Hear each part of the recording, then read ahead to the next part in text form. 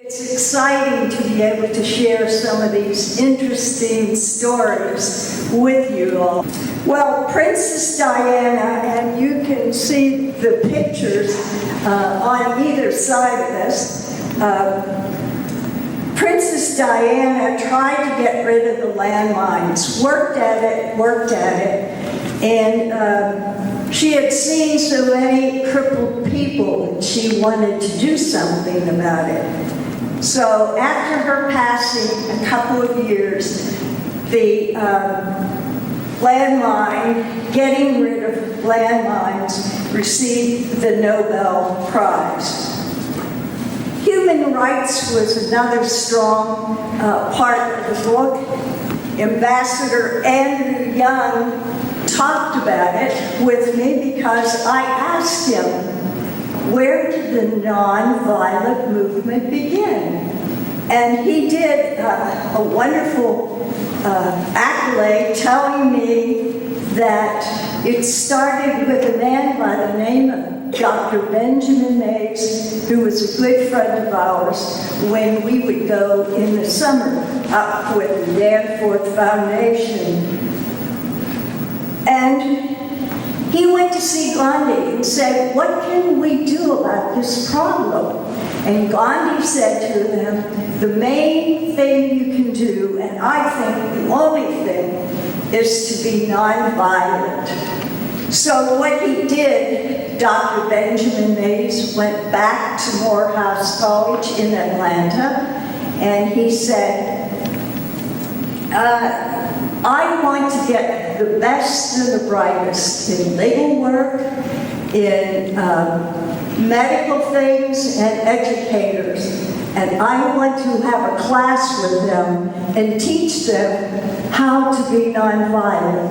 And then he looked down at his side and he said, Martin, I want you to be part of that. So that's the first time Martin Luther King heard about nonviolence. Well, a lot of the conferences I found were events that and the experiences actually led me to lead to a broad range of people. I attended 3 of the United Nations Women's Conference, and I always figured out how to get my way paid or get the airlines to send me there.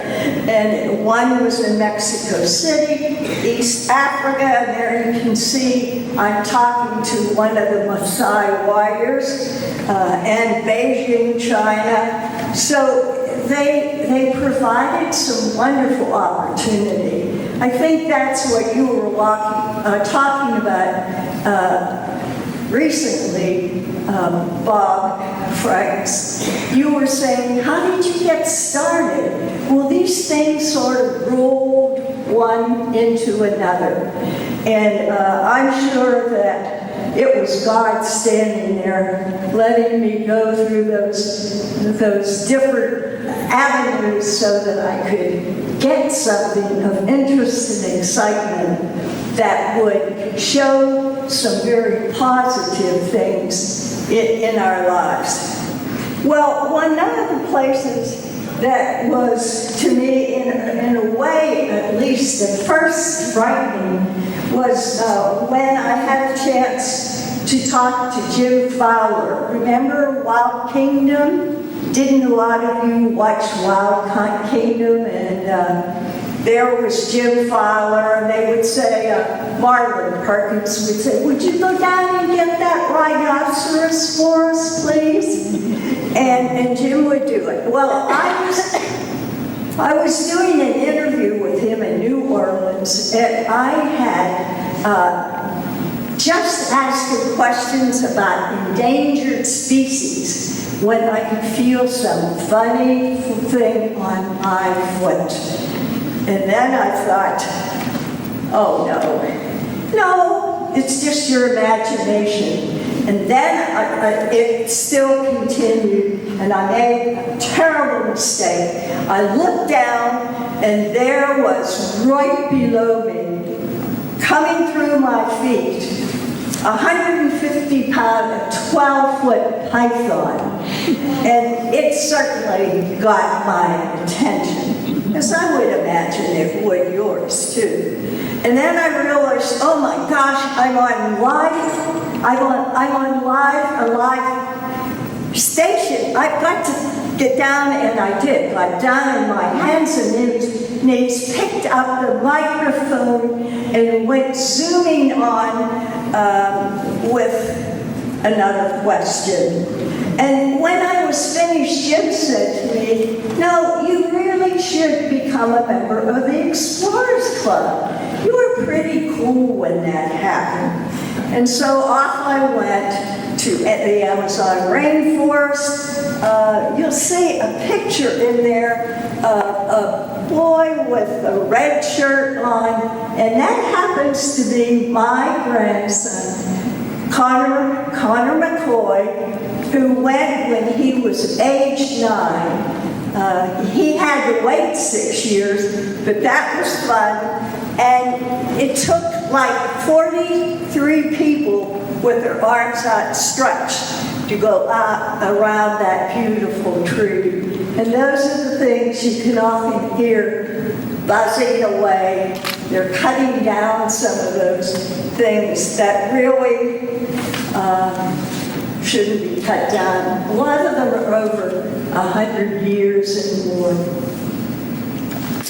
Well, I think the man you might best want to hear a little bit about is Ronald Reagan. And I need to tell you that this was one of the hardest interviews I've ever had, because he's so charming. You could write down anything he said because he was so pleasant. And as you know, he was the man that they talked about. He was the great communicator. He said that he grew up, he was 4. He lived in a little town in Illinois. And he said one of the things that was wonderful is his mother had a great faith. And he used that faith, he said, all his life, even after he left home. He said he knew that he was going to have to help himself through college, and so he did. He played football, and he did an outside job. Well, after college, he became, as you know, a sports announcer. Then he found himself in Hollywood, and he said that was like fairyland. And then they came to him and said, you know, we need to have you as governor. And he laughed. He said, I can't believe this. You're out of your minds. I could never be governor. But he did, and of course did very well, and then went on to be president of the United States. At the end, I asked him about what was important to him, and he said, well, Browning said it best, the last of life for which the first was made, yes, the best is yet to come. Look around, you can see there are some posters, and the posters were given to me many years ago. They were printed by Françoise Gillot. And as you know, she lived with Picasso, and then came to La Jolla, and in about 2 days, she had actually decided that she would marry Joan of Salk. And that's what happened.